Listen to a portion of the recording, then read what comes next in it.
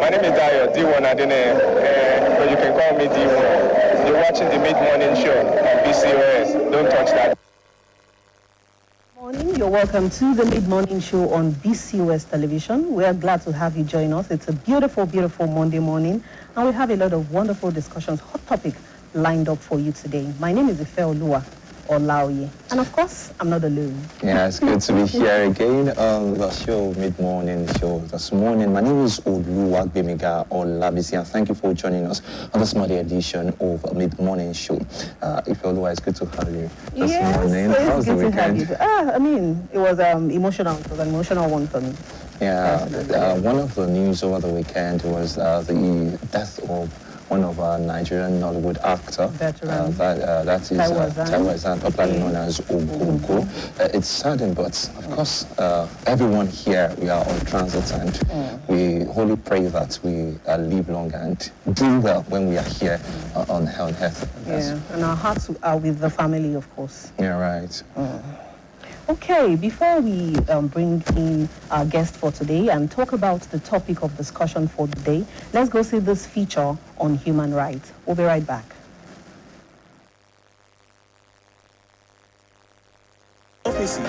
Not on our watch. Protect every day with Hypo.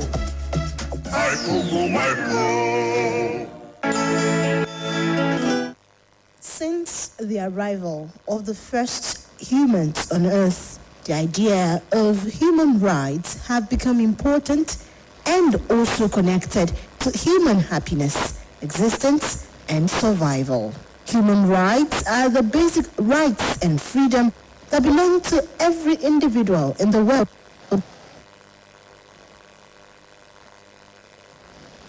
from birth until death. They apply to everyone, regardless of where you are from, what you believe, or how you choose to live your life. These rights can never be taken away, although they can sometimes be restricted. For instance, if a person breaks the law or is a threat to national security.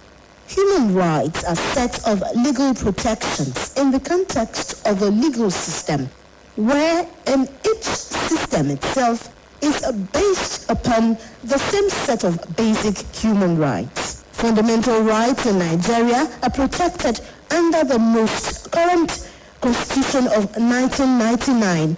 The 1999 Constitution, as amended, restored democratic rule to Nigeria and remain in force today. These basic rights are based on values like dignity, fairness, equality, respect, and independence. There are various fundamental human rights. These rights include, but not limited to, every person has a right to life, and no one should be deprived intentionally of his life, save in execution of the sentence of a court in respect of a criminal offense of which he has been found guilty in Nigeria. Every individual is entitled to respect for the dignity of his person, and accordingly, no person should be subject to torture or to inhuman or degrading treatment. No person shall be held in slavery or servitude, and no person shall be required to perform forced or compulsory labor. The privacy of citizens, their homes, correspondence, telephone conversations, and telegraphic communication is hereby guaranteed and protected. Every person should be entitled to freedom of thought, conscience, and religion, including freedom to change his or her religion, either alone or in a community with others, and in public to propagate his religion or belief in worship, teaching, practice, and observance. Every citizen in Nigeria is entitled to move freely throughout Nigeria and to reside in any part thereof, and no citizen of Nigeria shall be forced to exit. Imposing restrictions on the residence or movement of anybody who has committed an offense and has the reasonable order from the courts can be prevented from moving around or leaving Nigeria. These rights are fundamental rights because they are justificable means that upon violation, any individual can seek redress in a court of law. Nigeria has made serious improvements in human rights under the 1999 Constitution, though the American Human Rights Report of 2012 notes areas where significant improvement is needed, which includes abuses by Boko Haram, killings by governmental forces, gay, bisexual, transgender rights, and government corruption continue to undermine the status of human rights in Nigeria. According to the U.S. Department of Labor, 31% of Nigerian children, around 14 million, believe that early marriage prevents promiscuity. However, the major cause of early marriage has been attributed to poverty. Many girls are married off by the time they are 15, and some girls are married as early as 9. Girls are extremely susceptible to disease and domestic violence and have restricted access to education due to the early age at which they give birth and begin care for their children. One popular source of legislation that was first brought forward in 1999 and became national law in 2003 is the Child Rights Act. Among other factors to protect children from abuses are discrimination. Section 21 and 23 of the Act made it illegal to marry off a child below the age of 18. If a husband consummates a marriage with a child, it is considered rape. The Child Rights Act competes expectations in different religions, even though Nigeria still has to be done. Nigeria needs to go beyond the ratification of various international documents on human rights to ensure that these rights are enjoyed by Nigerians and non-Nigerians within our borders. Enjoyment of fundamental human rights in any society has never come into being without... This is the mid-morning show on BCOS television, and our topic of discussion today is modern slavery. And most of the time when we hear slavery, the first thing that comes to mind is slave ships, chains, plantation, and what have you. And on August 23rd, 1791, an uprising began, which later became a major turning point in the fight against the transatlantic slave trade. Today, UNESCO marks August 23rd as the International Day for the remembrance of the slave trade and its abolition. The chains and slave ships of the past may be gone, but different forms of exploitation happens today. And it might not be the chains that we used to see or that we usually believe is modern slavery. Right, Oluwagbenga? Yes, you see, it's just so unfortunate that what we thought had gone is still within space, and if we are not talking about it or doing something about it, it's going to linger on for the next generation, and we need to come against it. And this raises some important questions. What does slavery look like, and how vulnerable are people in Oyo State? How do traffickers recruit and control their victims? And perhaps, most importantly, how we can recognize the change before it becomes visible. And to help us examine that this morning, we have in the studio with us Mr. Kayode Alfred, State Commander, NAPTIP. Thank you very much for joining us this morning. Thank you very much. Thanks for having me. Good morning, sir. You're welcome. Good morning. Okay, so let's start at the basics. We say modern slavery, the chains we cannot see. When we say modern slavery, what exactly are we talking about, and how is it different from the slavery that we know from history? Okay. I'd like to do an introduction of myself because my name was mentioned. Yes, my name is Kayode Alfred, but you said NAPTIP. So NAPTIP is just an acronym for the Focal Law Enforcement Agency to address the scourge of human trafficking in Nigeria. And that's the National Agency for the Prohibition of Trafficking in Persons, NAPTIP. So the statement is between modern slavery. Modern slavery? The slavery that we used to know. All right, good. So the term human trafficking or trafficking in persons, is either you say human trafficking or trafficking in persons, they mean same. So anyway you see human trafficking, it's same thing as trafficking in persons. So the modern day slavery is known as human trafficking, or what I said earlier, trafficking in persons. Of course, it's different from the slavery of the days of yore, where human beings would be fettered, chains, their legs, their hands, and padlocks in their mouths, and they are shipped across the Atlantic. It has evolved. It is now modernized in the sense that what makes up the element of the human trafficking that I said is different trafficking, where unsuspecting persons will be deceived, they will be lured to another place for the purpose of their organs, tissue or cells. When I say organs, I mean kidney, liver, even their hearts, you understand, harvested and sold. That's another form of human trafficking. Another form of human trafficking is the forceful recruitment of persons for use in armed conflict, armed trafficking in your state. Because we have to narrow it down. Let people know, human trafficking, it cannot be totally eradicated. There's no how lived in the bar to the barest minimum. So that's the way it is with human trafficking. Human trafficking will always occur, but what are the efforts put in place? That's why we have my agency, National Agency for the Prohibition of Trafficking in Persons, NAPTIP, the focal agency to address human trafficking matters in Nigeria.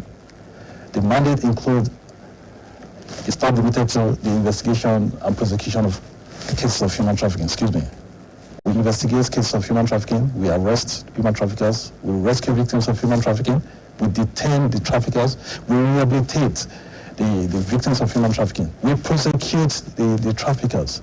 It doesn't end at that. My agency has mandates to carry out sensitization everywhere, through the media, even on the streets, marketplaces, schools, motor parks. Because hypo is here. Dirty floors and surfaces. Not on our watch. Dirty and stains no fit do us shakara. We got the remedy, original palasa. Hypo, go hypo. Germs always find a way back. No green. Protect every day with hypo. Hypo, go hypo.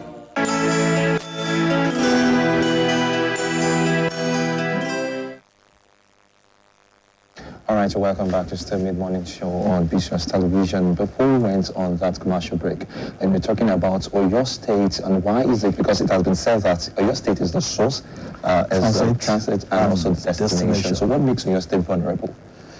Wow. Just as you said, Oyo State is source, is transit, and destination.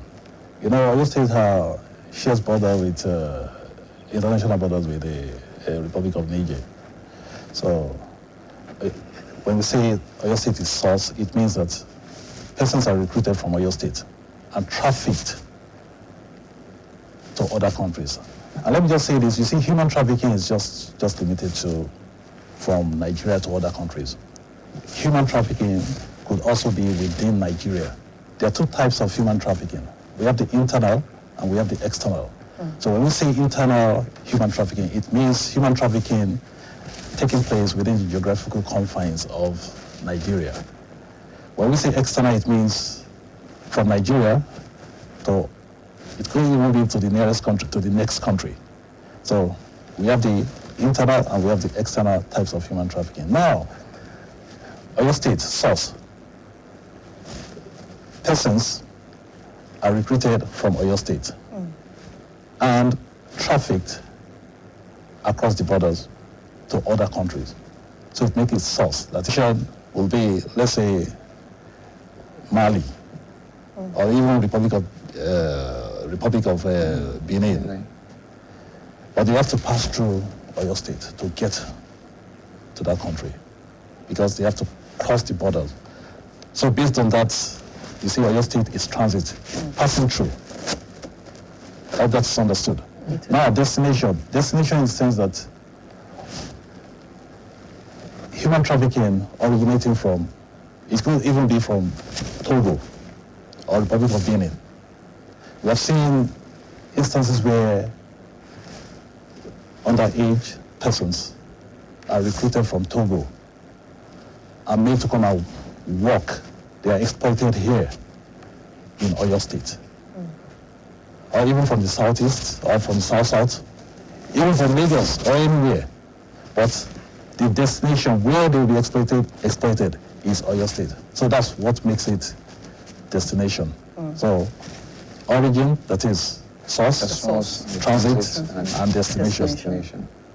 And so majorly because of the proximity. Yes, as I'm talking right now, there's a case now, fresh case. In fact, I left everybody in the office to come here because the case, the thorough investigation has to be carried out. The two victims were recruited from a particular state, and the destination, they're supposed to be, the destination is Senegal. And they're meant to pass through Oyo State to cross to the next state here, the Republic of Benin. Then from there they find their way to Senegal. And we have seen those that were recruited from Oyo State and trafficked to Libya is very rampant in Oyo State. Very, very rampant. So what form are they using? Because I'm still coming to that. Okay. I'm just trying to tell you the prevalent forms of human trafficking from Oyo State. Now, this is even, I would say, most prevalent now because I would say is the latest trend where women, even married women, will need to end up in slavery in Gulf nations, Arab countries. All in the name of going there to work as shagala. Shagala is Arabic word for house help.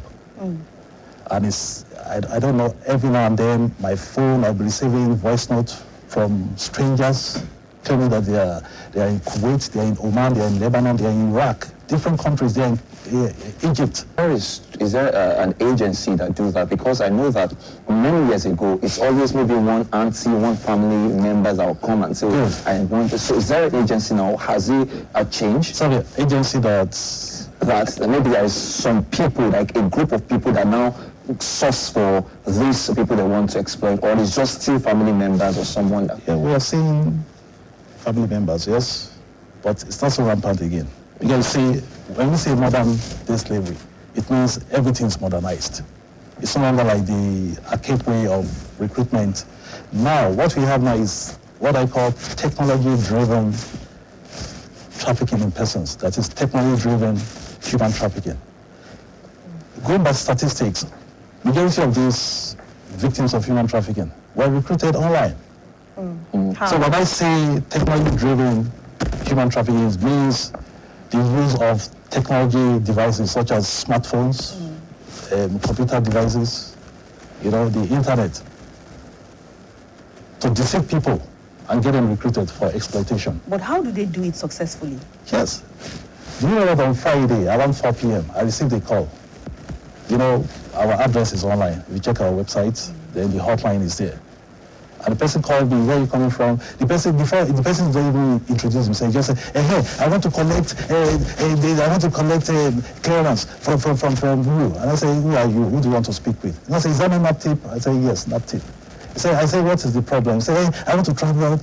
They say I should come and collect. NAPTIP has the mandate. That's what we call the Trafficking in Persons Prohibition Enforcement and Administration Act 2019. That is the regulation of activities, organizations, and centers that are into travel operations and tour. If you are preparing travel for Nigerians to go and work abroad, you understand, you must come and obtain what we call the clearance certificate from NAPTIP, or else when you get to the airport, you'll be turned back. The travel agency and the intending traveler, you must come, so that we will scrutinize the process and know whether there's danger, we know whether this is trafficking or not. But we still have those that we want to, boycott the process. So now, I asked the young man, I said, can you come to our office? He said, no, I have to collect it this evening. I said, how? Hey, can you come and see me in the office on Monday? He said, no, I said, you can't get it now. I need to interview you. What travel agency is packaging your travel? He said, actually, I just saw it online that I should apply, that I'll be going to Brunei. And I said, Brunei? I said, how much are you paying? He said, no, they said I won't pay anything that is free. I said, free? You're not paying a dime? And those people are invisible. Not say it's online that we communicate. I said, okay, no, wait, it's not a matter of phone. Please just come and see me Monday morning so that we'll sit down. And I told him, please don't continue this process. There's danger, I see danger. Just come and see me. We'll know whether it is genuine or not. We know whether somebody's trying to traffic you or not. I say, yes, sir. But I know that he won't come again because he won't be the first person that will call and say, we want this, we want that, and say, come and see me in the office. And they will not show up. There's a woman, very elderly, from the way he was talking. Say, my son wants to go to Switzerland to go and work. I say, work where? He say, hey, there's a place, one time we came to do a sensitization workshop. You know, we do it regularly to sensitize. That's where I got your number. That somebody gave me your number, you know, something like that. I said, to go and do what work, I mean, he said my son is a welder. To go and work in Switzerland. Say, she was speaking in Yoruba. I said, okay, you and your son, please see me in the office the following day. Up to now, since last year. They will not come because they see that Kobeka Shuriri doesn't want us to leave. So you say beauty pageantry, all these stuff, come and this.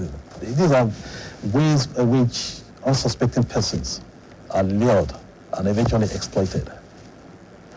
Some people make friends with strangers on Facebook, on Instagram, TikTok. Some of these people are human traffickers. Some that even you see their photographs that they steal the identity of other people. Some are even men, but they steal the identity or the identities of women, use their photographs, you know, instead to deceive people.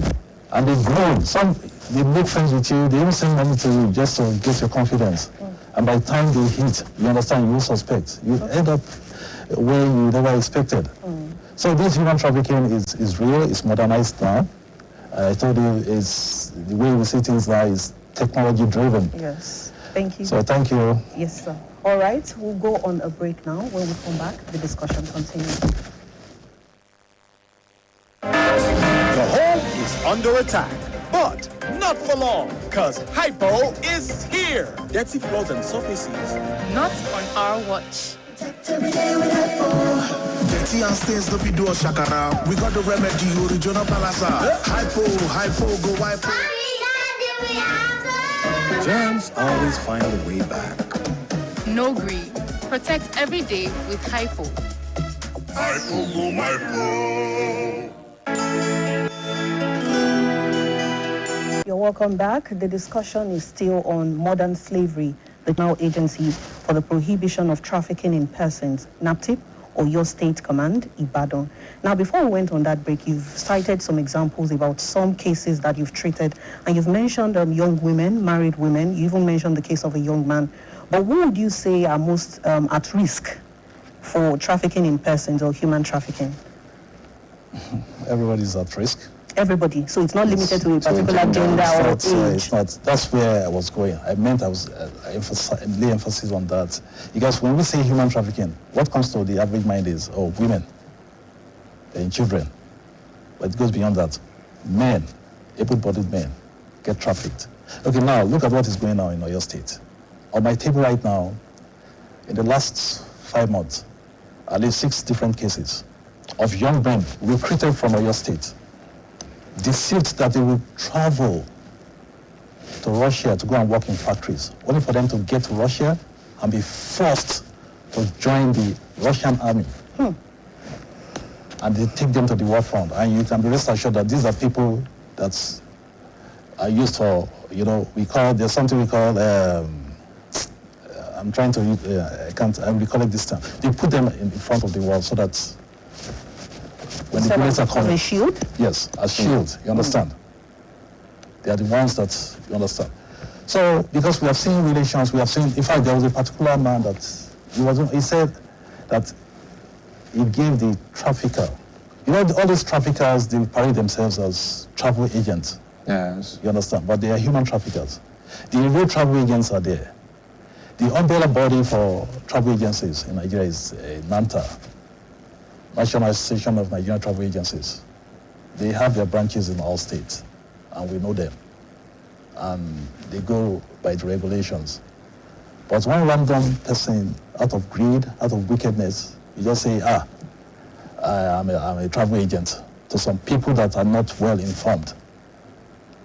You can obtain electronic visa now. It's very easy. The process is easy. It's just to follow a process. Now see what is going on. Out of ignorance. Because when a particular family came to meet me in the office, they were crying.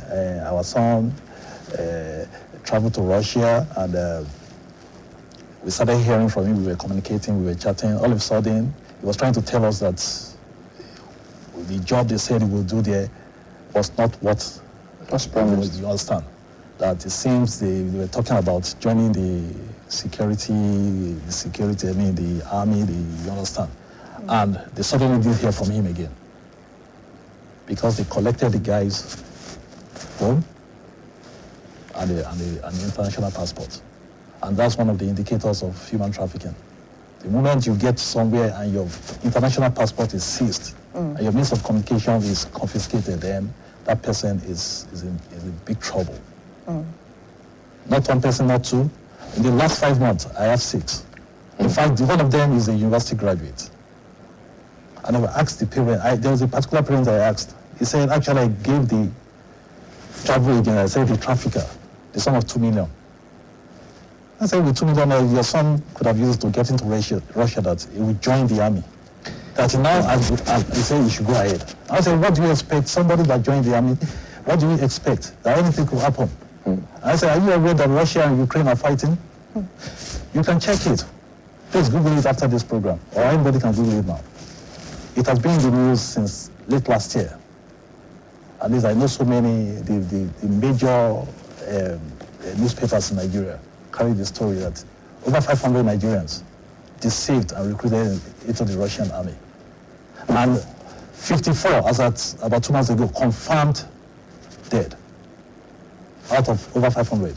They will deceive them, and you see, out of ignorance, because I asked one of them, because I said, can I know the kind of visa given to your child? Upon investigation, I discovered it was tourist visa. I said, tourist visa is just to blame this on ignorance or desperation. Desperation, ignorance, greed, you understand? But whose fault?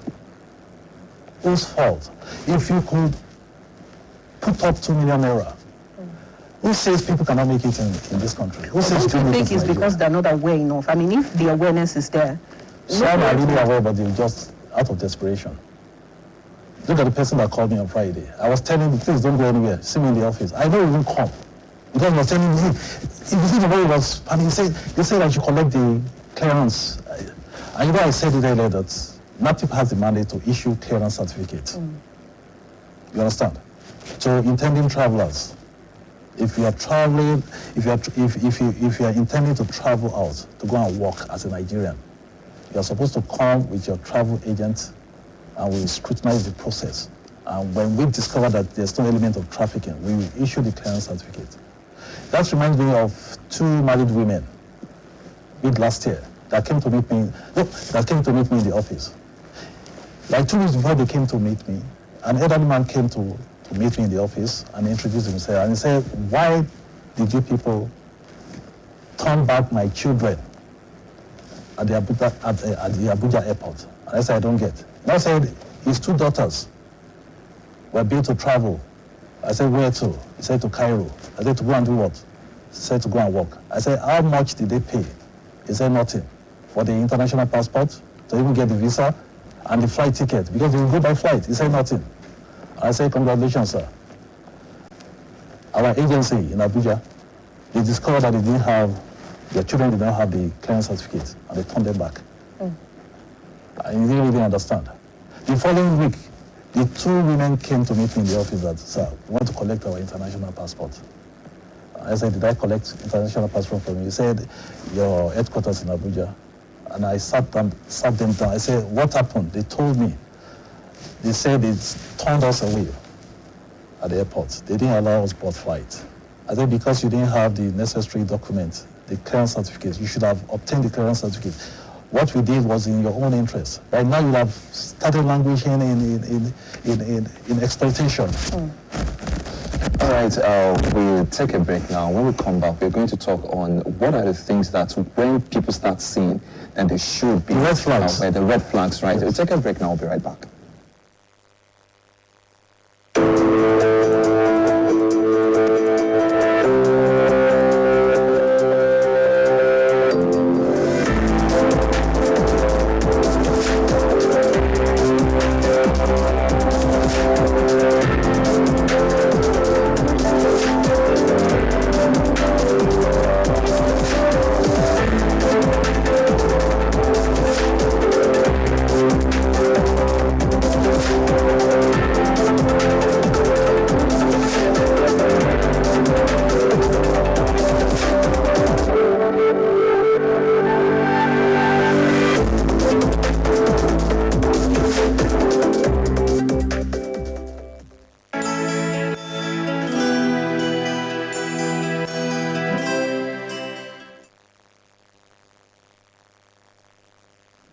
Yes, you're welcome back. This is still the mid-morning show on BCOS television with the discussion centered on modern slavery, the chains we cannot see.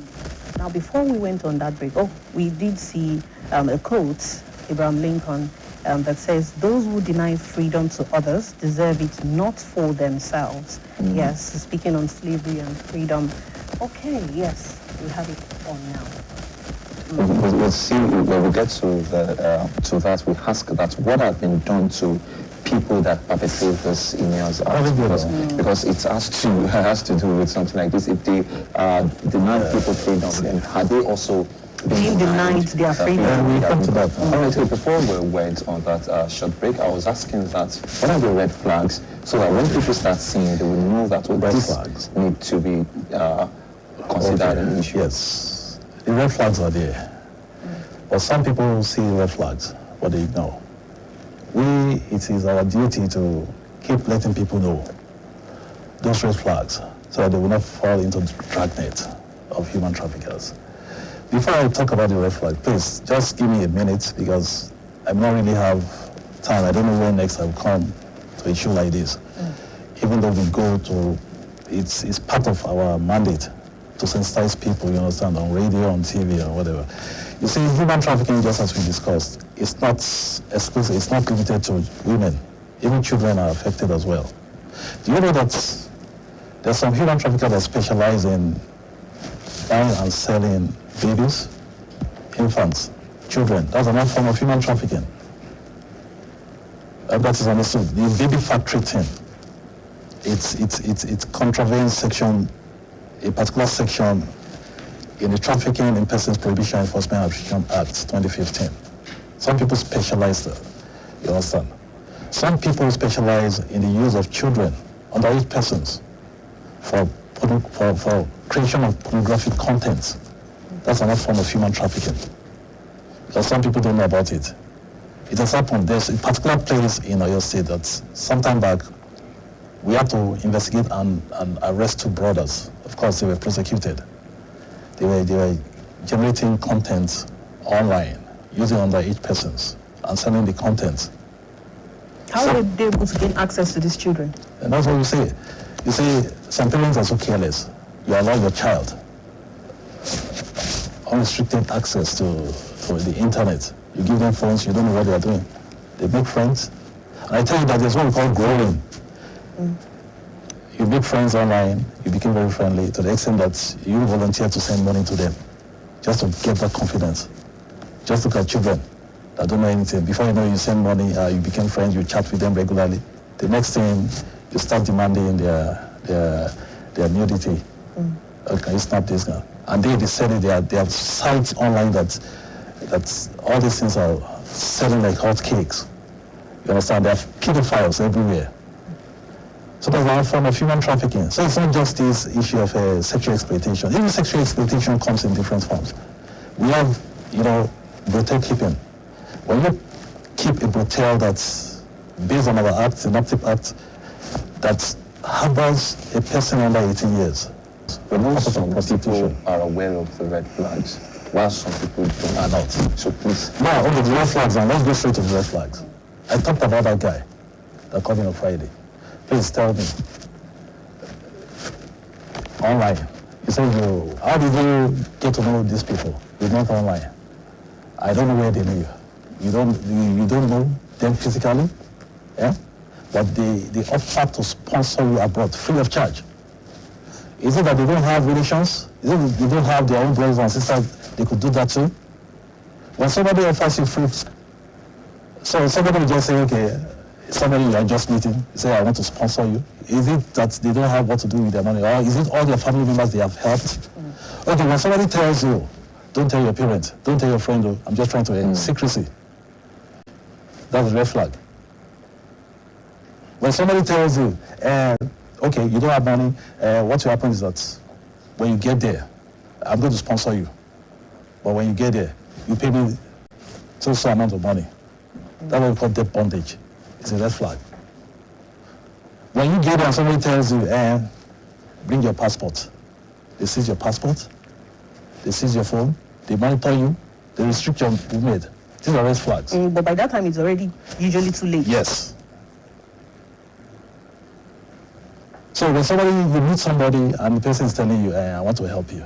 Or when somebody tells you, let's meet physically now. You understand, the person is trying to be evasive, let's just be talking on the phone. And you go to so place, go and do this, go to so place, somebody will come and pick you, you understand? You should know that something is not right. At least these are the things that are going on right now. These are contemporary issues that needs to be addressed. People have to open their ears, but out of, just as you said, desperation. This is no longer ignorance, it's desperation. If you're too desperate, you end up in hot fire. So aside this issue of the social media, trying to... Then before you say it, another red flag is irregular migration. Irregular migration simply means somebody migrating from source country through a transit country to destination country without having the required travel document. Why will you go and travel and pass through the desert, pass through the bush, because you want to beat the immigration at the border, at the control post? Why are you doing things illegally? So I want to ask that. Is that not a red flag? Is there something put in place by your agency now to curtail this modern way of doing this act? Because, like I asked earlier, that it used to be one-on-one conversation, but now it has gone digital. What has your agency put in place? What have they put in place to curtail? What I'm doing right now is one of those. Sensitization? Investigation and prosecution of cases of human trafficking. Anytime anybody reports a case, we don't even need to wait for people to, at the beginning of the process. We are trained to do that. So you investigate cases and we prosecute. You ask a question that, so what's the punishment? What's the, for... Yes, for human traffickers.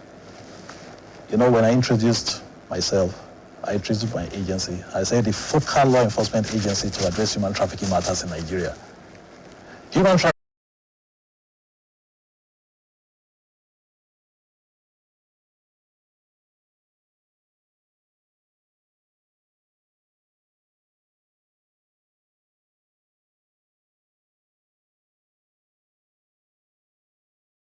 simply means to carry out awareness, as a preventive measure.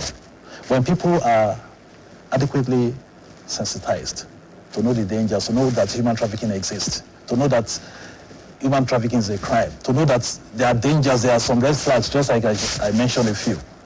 When you're sensitized, when traffickers come to lure you, no. This person is telling me that he was sponsoring free of charge. See, that's easy, Or he's telling me we can't meet physically. We should just be communicating on the phone, trying to direct me to one person. You cannot see me. No. All these things are not, We make people, we create that awareness. Then I talked about the topic is prosecution. We prosecute human traffickers. And it starts with investigation. Arresting traffickers, rescue the victims of human trafficking. Prosecute them, we charge them to court. And we make sure they end up in jail. And the fourth one is what we call protection. That is protection of victims of trafficking. It starts with rescue victims, we shelter them, we counsel. What of the empowerment aspect? You know, poverty, unemployment, these are, I would say, major factors that make people fall into the dragnet of human traffickers. These are factors. When you are empowered, there are some of these people, they are from poor homes, they can hardly eat. Some, maybe they dropped out of school. It's because maybe their parents, my agency has sent some former victims of human trafficking to school, and upon graduation, they got employed in our agency. I have colleagues that were once trafficked, that they will just say, oh, we dropped out of school. Or someone will say, it's my dream to go to school. And our agency will sponsor them. And when they graduate, they get them jobs. Gain employment. Yes. Tell me, if you are gainfully employed, if somebody comes to you now, move it there, please, I don't have time, please go away. Why? Because you have something you are doing that puts food on your table. So we're talking about the protection aspect. Then the last one is what we call partnership, the fifth one. Partnership with all stakeholders. Ministries, department and agencies, sister law enforcement agencies, CSOs, NGOs, CBOs, FBOs, you understand? Let's put hands together. Your NATIP alone cannot do it. Let's put hands together to fight this menace, human trafficking. So these are the 5 strategies that we use. Yes. Thank you. Yes. So when you were talking about the 5 Ps, you said policy, prevention, prosecution, protection, and partnership. Particularly protection. That's why I said be jolly. You understand? We have seen people that, out of ignorance, maybe out of desperation. You know, I say that deception is usually the means of human trafficking. Somebody deceives you. That when we go there, okay, I talked about a university graduate that eventually got trafficked to Russia and was forced to join the army. Is he not educated? But out of ignorance, he did not know that the visa that was obtained for him was just tourist visa. What is tourist visa? It's just to go and visit and come back now. But they were not patient enough.